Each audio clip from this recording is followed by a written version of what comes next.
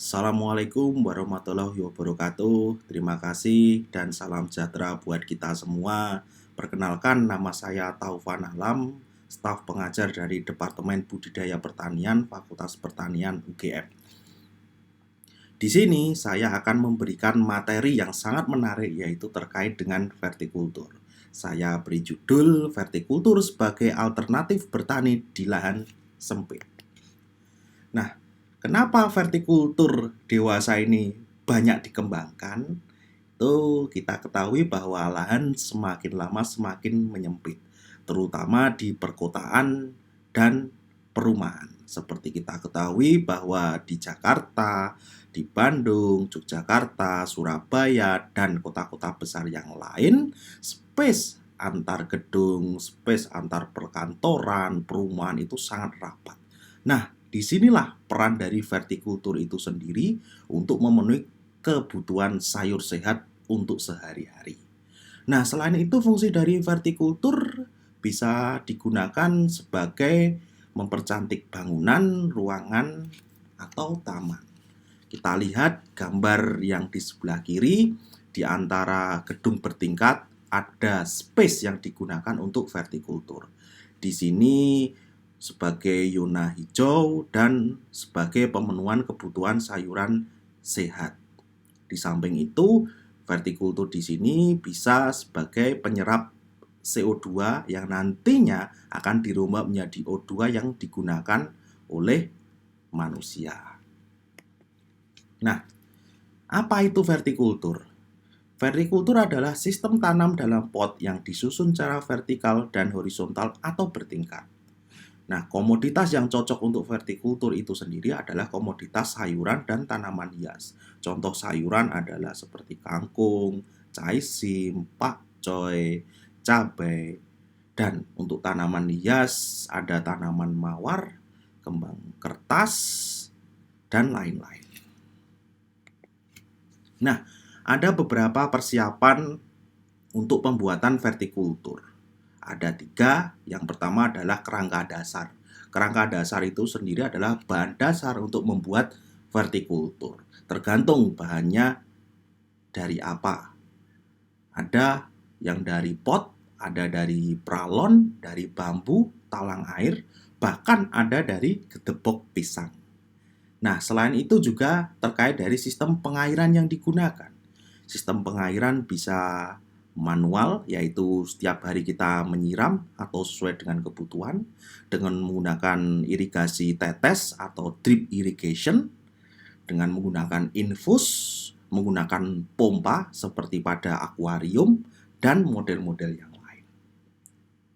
Yang kedua terkait dari media tumbuh, pupuk, dan pestisida. Di sini termasuk juga tanah, aran skam, media-media lain seperti dari bekas akar pakis, bekas pembuatan jamur tiram, atau nama lainnya adalah baglok.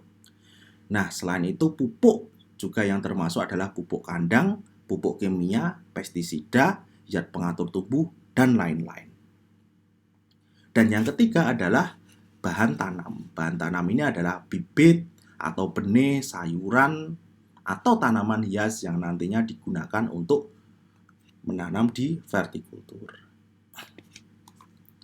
Nah, ada beberapa syarat tanaman untuk vertikultur.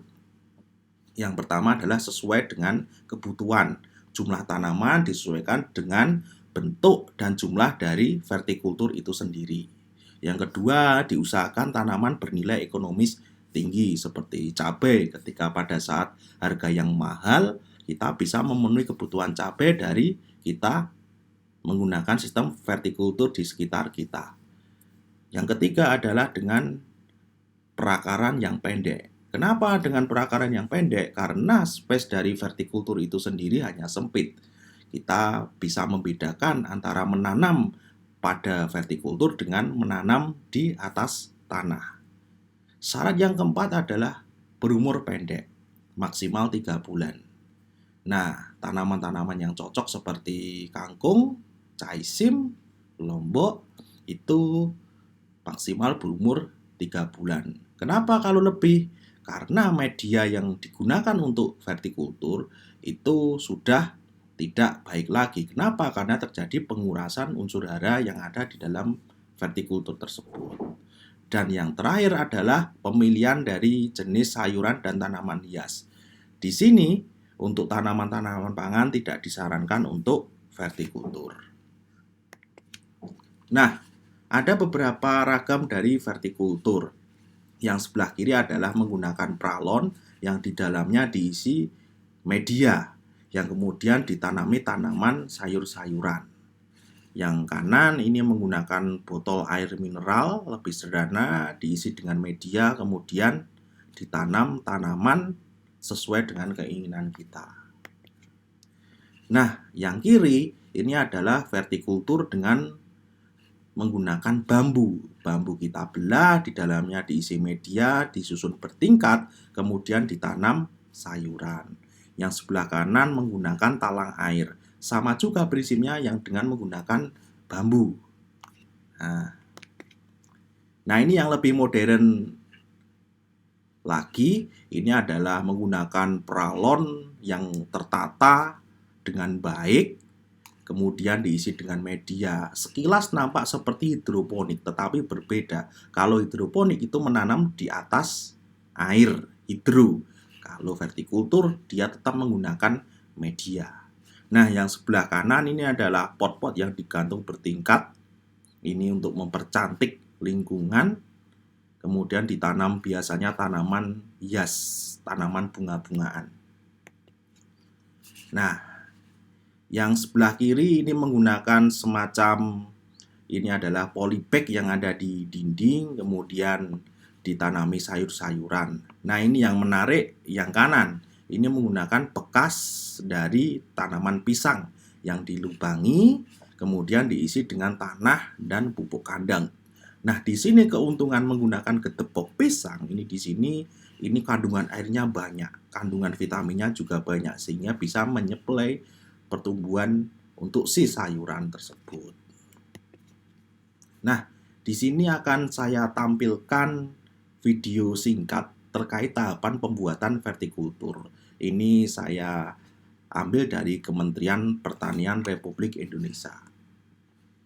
Nah, akan kita mulai.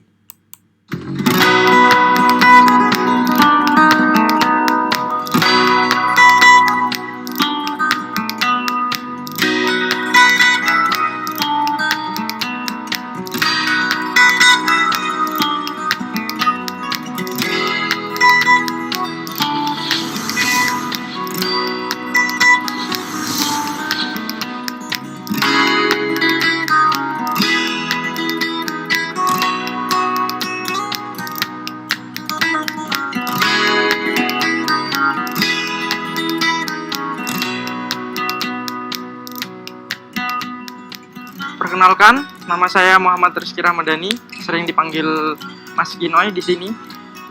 Kita sedang berada di Agroedukasi Caping Merapi.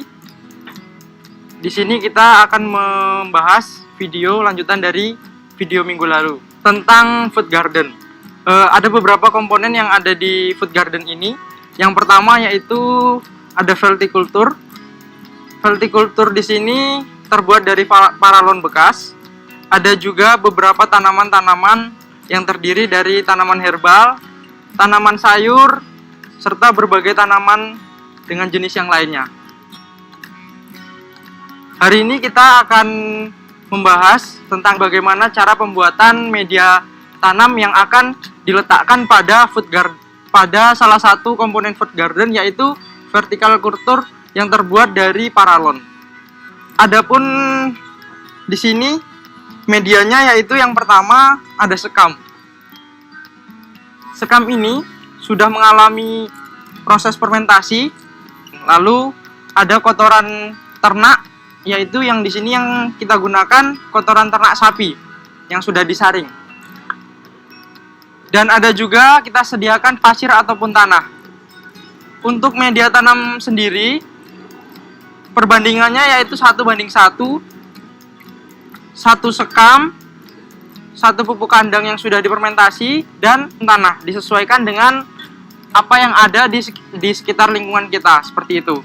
untuk tempat media tanamnya kita gunakan paralon ukuran 4-6 inci dengan lubang yaitu 21 lubang. Lalu untuk membuat lubangnya yaitu dengan cara disongket menggunakan alat sehingga terbentuk sebuah lubang. Di sini 21 lubang ini bisa kita fungsikan untuk berbagai jenis tanaman. Seperti ada pakcoy, ada selada. Selada juga ada berbagai macam jenisnya, ada 4 jenis selada. Lalu bisa loncang dan seledri seperti itu.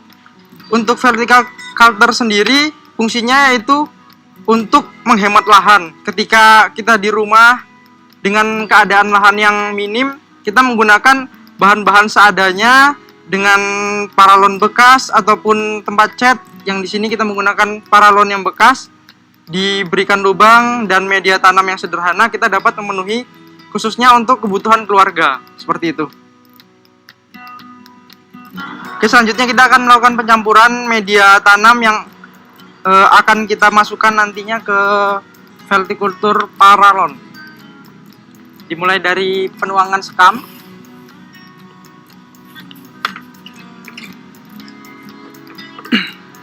Setelah itu ada pupuk kandang.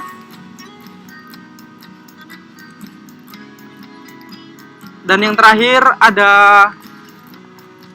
pasir atau tanah. Oke, langsung kita campur. Kita campur sampai rata. Dalam hal ini sekam kita gunakan sebagai pori media. Dan pupuk kandangnya sendiri yaitu fungsinya adalah untuk menambah nutrisi tambahan bagi tanaman. Setelah menyampur dan sudah tercampur, kita langsung masukkan ke media vertikulturnya. Langsung saja kita masukkan ke dalam vertikultur yang sudah kita sediakan sesuai dengan kebutuhan ukuran vertikultur yang sudah kita sediakan.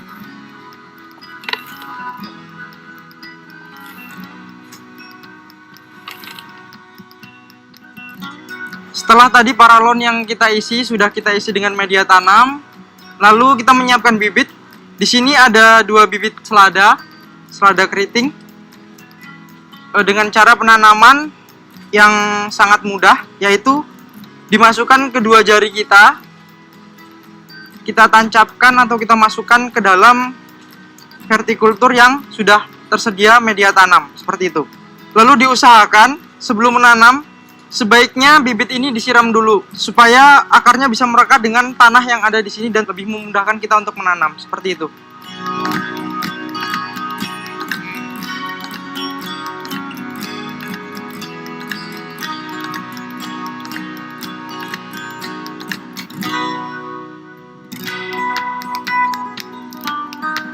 Pemanenan kita lakukan 3-4 minggu setelah bibit ini ditanam. Kalau dijumlahkan dengan pembenihan artinya bisa 1-1,5 bulan seperti itu. Ini sudah bisa kita konsumsi ataupun yang ingin dijual dengan kebutuhan yang melimpah bisa dikonsumsi seperti itu. Terima kasih kami ucapkan atas perhatian teman-teman sekalian yang sudah meluangkan waktunya untuk menonton video yang kami sajikan tadi, proses dari urban farming di mana ketersediaan food garden yang fungsinya adalah sebagai efisiensi lahan, yaitu khususnya di daerah perkotaan yang memiliki lahan sempit seperti itu. Semoga video yang kami sajikan bisa bermanfaat. Pertanian Indonesia maju.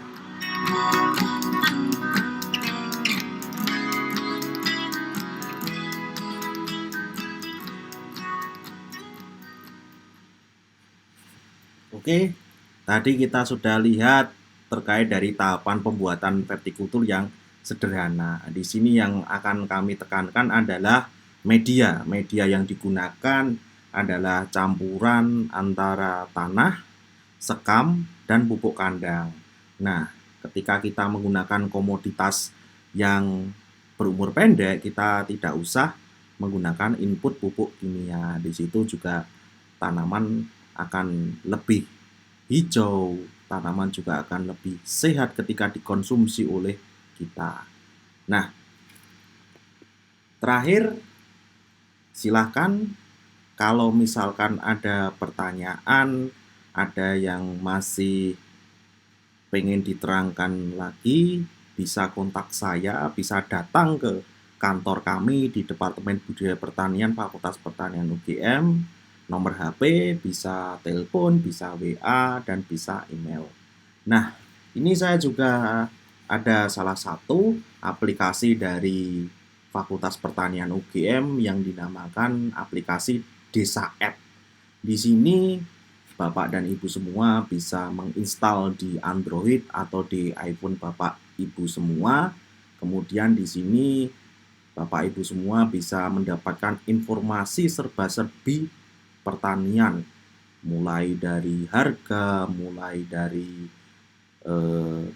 sebaran dari sayuran, kemudian bisa interaktif dengan kami ketika Bapak Ibu ada permasalahan, langsung nanti bisa di-share ke Desa App, kemudian kami dari tim pakar di pertanian akan mencoba memberikan solusi terkait dari permasalahan Bapak Ibu semua.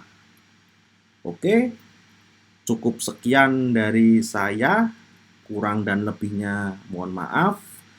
Wassalamualaikum warahmatullahi wabarakatuh.